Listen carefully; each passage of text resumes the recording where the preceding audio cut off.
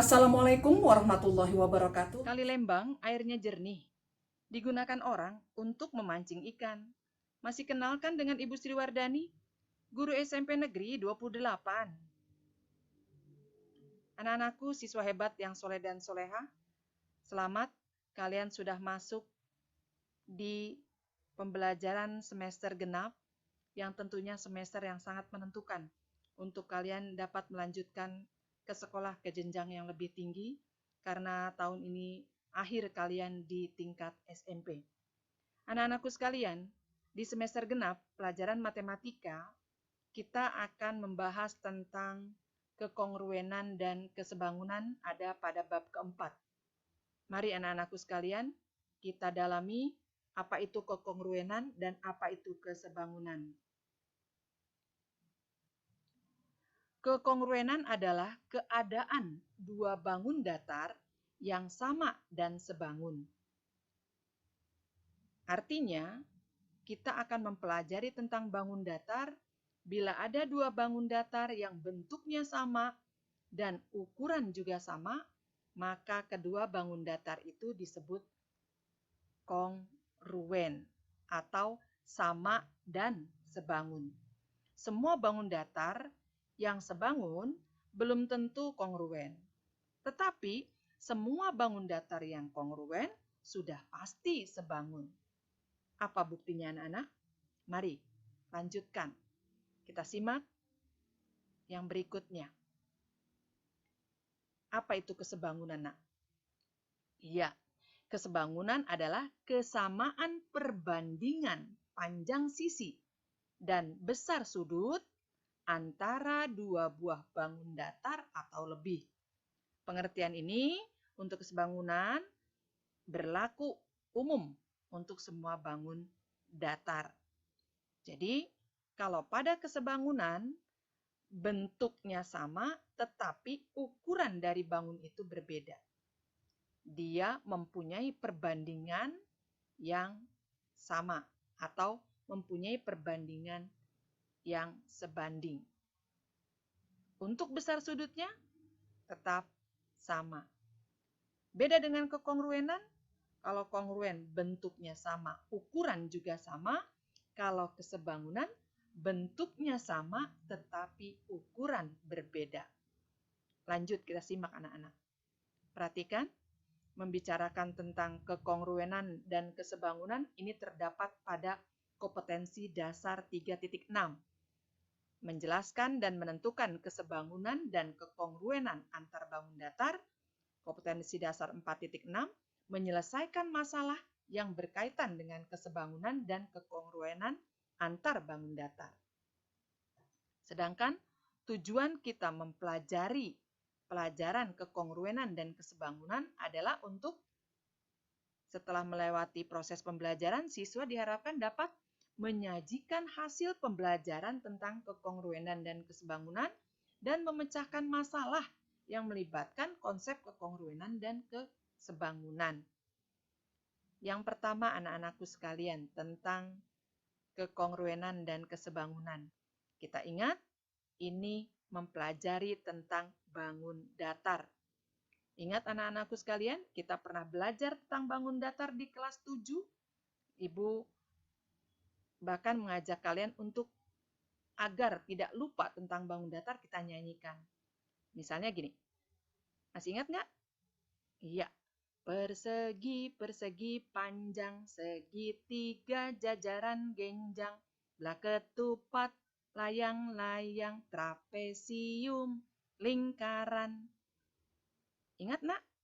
Iya, itu bangun-bangun datar. Ada persegi, yang mana persegi? Yang berwarna merah. Persegi panjang, segitiga, jajaran genjang. Ini apa nak? Iya, belah ketupat, layang-layang, trapesium, dan lingkaran. Yang mana yang nanti akan kita jadikan bangun itu dikatakan kongruen. Perhatikan anak-anak. Di sini Ibu sajikan ada dua persegi. Dua persegi ini mempunyai bentuk dan ukuran sama. maka kedua persegi ini kita namakan kongruen. Bentuknya sama, ukuran juga sama. Sama dan sebangun. Kalau kata manusia tuh kembar identik biasanya. Nah, terus apa lagi, Nak? Persegi. Selain persegi. Apa ini? Belah ketupat. Dua buah belah ketupat ini kita sebut kongruen. Kenapa? Bentuk sama, ukuran juga sama.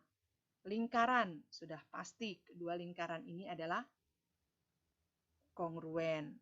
Lalu persegi panjang. Lihat bentuknya sama, ukuran sama, hanya warna ya. Ibu bedakan warna, tidak masalah, tidak pengaruh. Dan segitiga. Lanjut, Nak. Bagaimana sih sebetulnya tentang kekongruenan itu? Coba. Unsur yang kita pelajari pada segitiga, ini ada dua segitiga dikatakan kongruen bila dia mempunyai dalil sisi, sisi, sisi. Apa artinya? Ketiga sisi pada bangun tersebut mempunyai ukuran yang sama panjang, atau bisa dikatakan sisi-sisi yang bersesuaian sama panjang. Maka kedua bangun itu dikatakan kongruen. Kemudian sisi, sudut, sisi. Sisi, sudut, sisi. Sisi yang bersesuaian, sudut yang bersesuaian, sisi yang bersesuaian sama. Maka dia juga dikatakan kongruen. Sudut, sisi, sudut. Sudut sama dengan sudut ini, sisinya sama panjang, sudutnya sama besar. Maka dikatakan juga kedua bangun ini, dua segitiga ini kongruen. Sudut, sisi, sudut. Kemudian sudut, sudut, sisi. Sudut sama besar. Sudut yang di kiri, yang di kanan sama, dan sisi sama panjang. Jadi sudut, sudut, sisi. Bisa dipahami anak-anak sekalian? Ketentuan dari atau syarat dari dua bangun dikatakan kongruen? Iya, kita lanjut, Nak. Coba kita buktikan dengan kita latihan. Ibu punya segitiga. Ada segitiga A, B, C, dan ada segitiga D, E, F. Apakah kedua segitiga ini dikatakan segitiga yang kongruen? Coba lihat, yang bersesuaian yang mana, Nak? Kalian juga bisa membalik segitiga DEF ini biar memudahkan kalian menghitung. Tetapi ingat, kalian kan pernah belajar tentang segitiga siku-siku di kelas 8. Jadi kelihatan ya, sudah ngerti ini. Yang siku-siku panjang 8. Di sini juga siku-siku panjang juga 8. Lalu sudutnya sama. Sudutnya 90 derajat. Sisi siku-siku pendeknya 6, di sini juga 6. Berarti kedua segitiga ini bisa dikatakan segitiga apa, Nak? Iya, segitiga ABC dan segitiga DF dikatakan segitiga kongruen atau sama dan sebangun. Kenapa? Karena dua sisi yang bersesuaian sama, dua sudut yang bersesuaian sama besar, dan dua sisi yang bersesuaian sama panjang. Sisi, sudut, sisi ketentuannya. Lanjut anak-anakku sekalian. Kita masuk ke kesebangunan. Tadi kita sudah tahu bahwa kesebangunan itu dua bangun dikatakan sebangun apabila mempunyai bentuk sama tetapi ukuran berbeda. Dia dikatakan sebangun misalkan segitiga di sini bila apa? Lihat, sudut-sudut yang bersesuaian sama besar. Sudut A sama besar dengan sudut P. Sudut B sama dengan sudut Q. Sudut C sama besar dengan sudut R. Sedangkan terlihat dari gambar pun yang satu besar, yang satu kecil. Kalau dia mempunyai perbandingan yang sama, sisi-sisi yang bersesuaiannya itu, maka dikatakan kedua segitiga ini segitiga yang sebangun.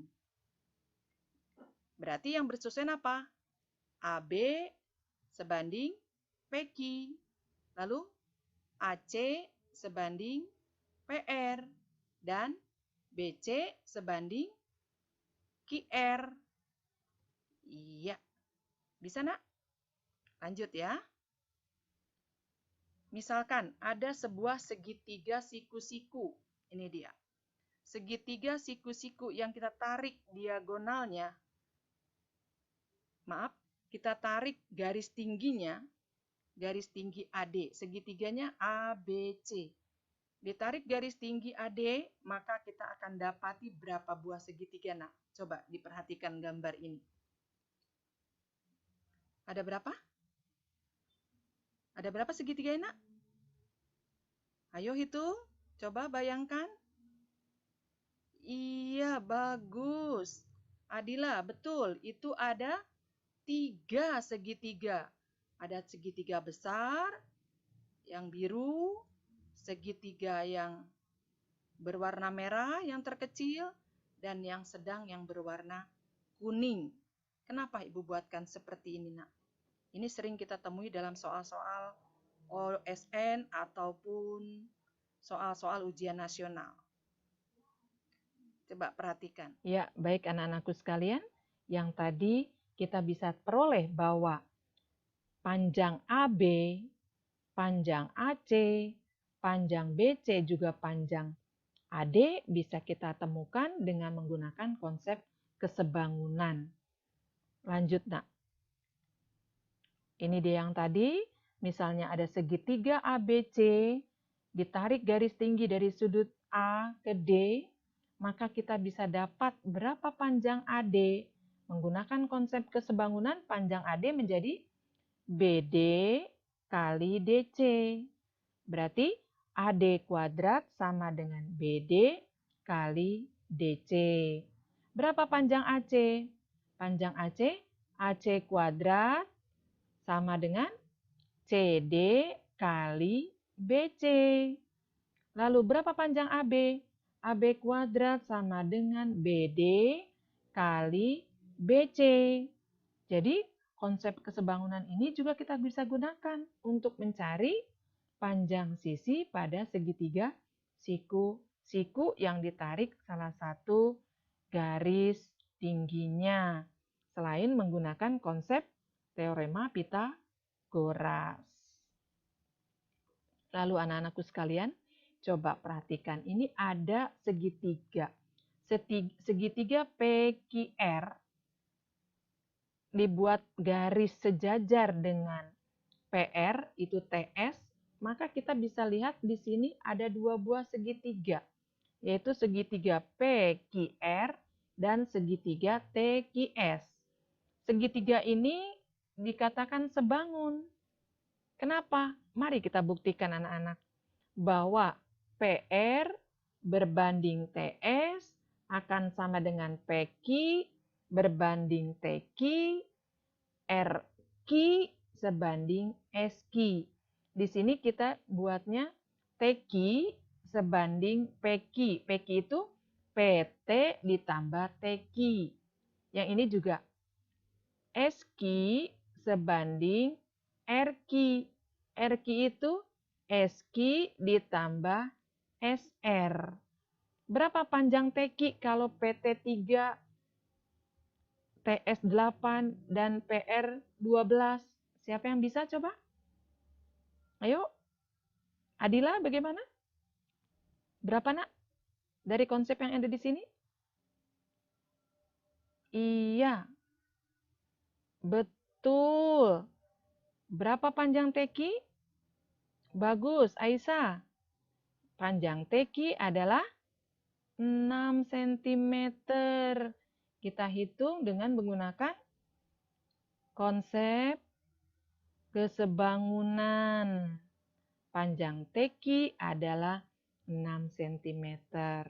Mudah, Nak? Iya, bagus. Lanjut, Nak. Coba ini. Ibu punya trapesium. AB, CD, EF. Ini kita buat garis bantu G di sini perpotongannya untuk mengetahui bangun-bangun itu seperti ini. Dia bangun yang sebangun. Berapa panjang EF, Nak? Nah, panjang EF itu dari konsep kesebangunan kita bisa peroleh AB kali DE ditambah DC kali DE. Ya, ini kan AB sebanding EF gitu kan. Dan seterusnya per AE ditambah ED. Misalnya kita punya, ya diketahui, kalau panjang AB 20, panjang AE-nya 3, panjang ED-nya 5, dan panjang DC-nya 12. Berapa panjang EF? Iya, panjang EF adalah 17 cm. Bagus, Davina. Kamu memang hebat. Mudah kan, Nak? Ini konsep-konsep kesebangunan. Ada 2 segitiga yang sebangun. Perbandingannya seperti ini. Ini juga ada kita temukan di soal-soal ujian nasional. Ini yang tadi. Dan ini juga trapesium. Jadi cukup mudah anak-anakku sekalian. Yang penting dasarnya konsep-konsep kesebangunan ini kita melihat sisi-sisi yang bersesuaian, sebanding, dan sudut-sudut yang bersesuaian sama besar. Bagaimana, Nak? Cukup dimengerti? Iya, kalau begitu selamat belajar. Silakan lanjutkan. Terima kasih. Wassalamualaikum warahmatullahi wabarakatuh.